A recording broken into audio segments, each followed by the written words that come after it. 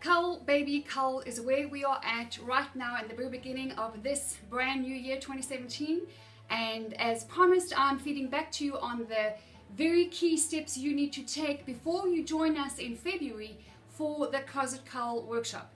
If we've not yet met, my name is Linda Potgieter. I'm the founder and managing director of Linda Page, and we have been working up to this point to get to a practical point of what you need in order to cull your closet, to get the things that you need to have in hand, to be prepared and to succeed in culling your closet, because I've discovered that this is a very, very big issue for many, many women across the world, and that's okay. So if you have challenges in that area, or if you're worried about what if I get rid of this item and then I lose weight, what if I get rid of that and it actually looks good on me, the what ifs, my friend, are keeping you back, holding you back from getting up and dressing up well and confidently. So we need to get rid of the what ifs.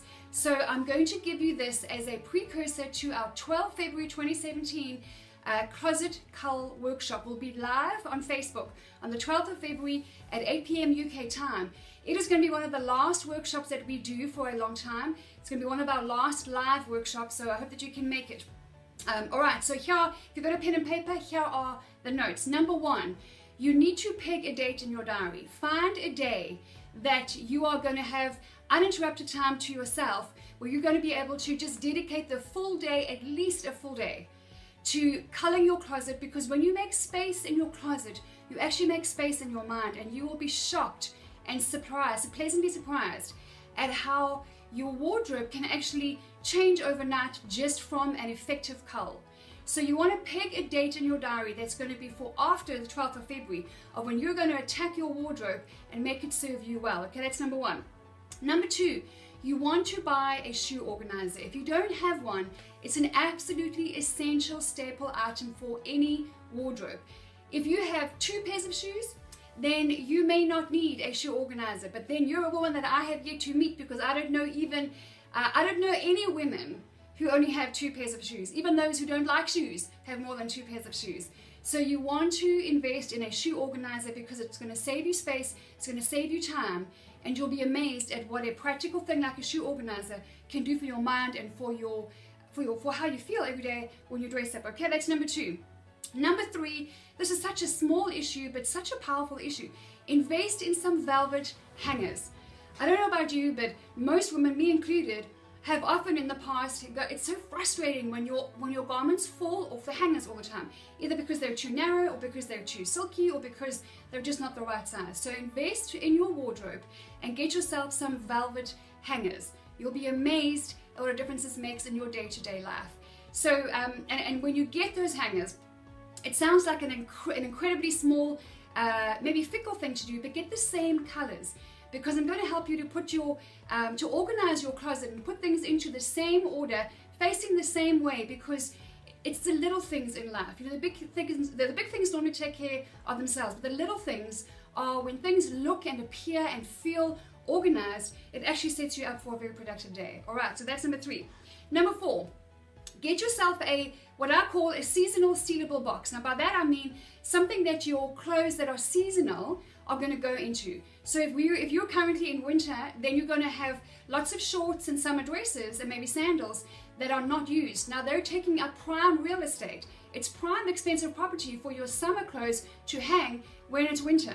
So if you don't have a sealable box, then you can get a really decent piece of luggage, one of your big suitcases perhaps that you are not using on a regular basis, something that you don't have to get out and use on a regular basis, and make sure that you I'm going to show you how to fold and put away the clothes that are seasonal, that you will get out when that season comes. Because I found that a lot of women actually get rid of some summer stuff just because it's winter, thinking I'll never wear it again, and then summer comes around and they think, oh, man, I used to have a cute pair of denim shorts, I should have held on to them. So I'm going to show you how to pack away the seasonal stuff and also get rid of the things that are not serving you. Alright, so then at number five, if you wear any jewelry at all, you have to invest in a jewelry box. This does not have to be an expensive item, but we are going to be doing an accessorizing workshop a little later in the year as well. We did one last year, but you need to have a jewelry box that has separate compartments where you can organize your earrings, your rings, your necklaces, your bracelets, and so on. And if you have any questions, I'm going to invite you to get hold of me and perhaps answer a few questions, but you need a jewelry box. Next, for those of you who have belts, and you absolutely need minimum 2 belts in your capsule wardrobe, is get a couple of hooks for, and I mean, make sure that it's your property that you're going to be drilling holes in, or that you have permission. But if you don't have a belt hanger, the round, and if you just go and Google the belt hanger, then you can actually get a couple of hooks, and that's where you can hang your belts. But I have a belt hanger, and it actually looks like a regular hanger, but with a round big loop, and you just loop.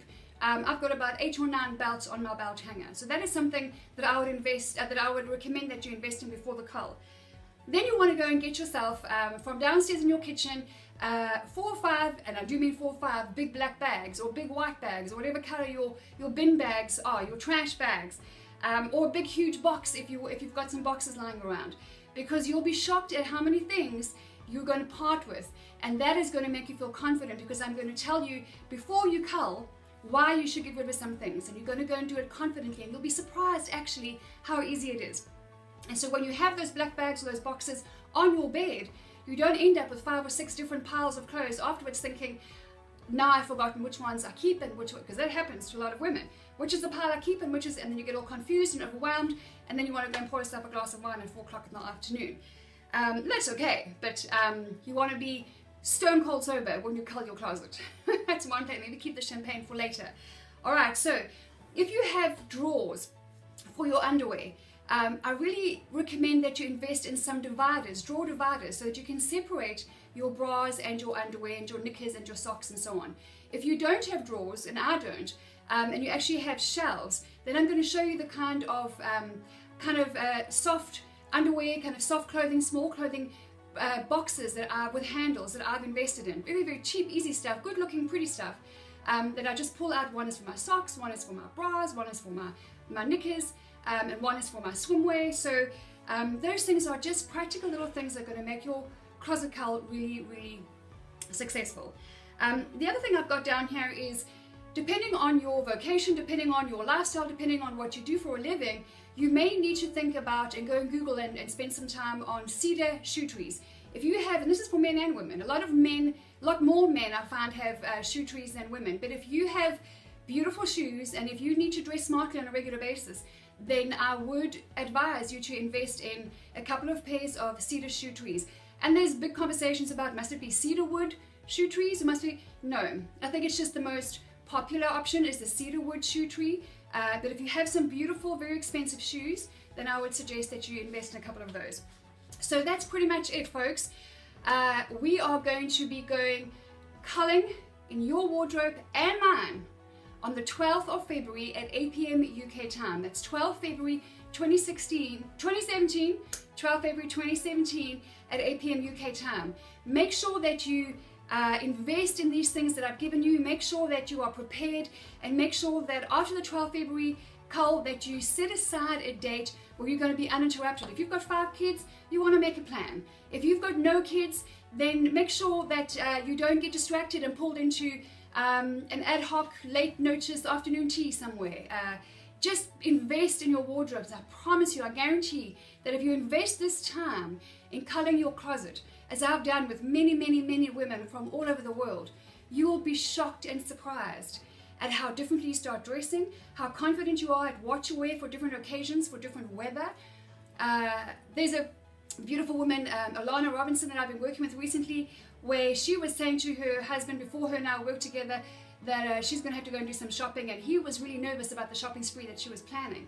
After we culled her closet and we put all of her items together, and she invested the most incredible time and effort in doing this, her husband is overjoyed, because she said, I don't have to go shopping. In fact, I have too many clothes. You have many, many, many clothes. You have a whole world of wardrobe waiting for you. But if you haven't culled, and if you don't do so at least every 6 months, or twice a year is the minimum, then it's not serving you as it should. So that's it. I look forward to seeing you live on the 12th of February 2017 at 8 p.m. UK time.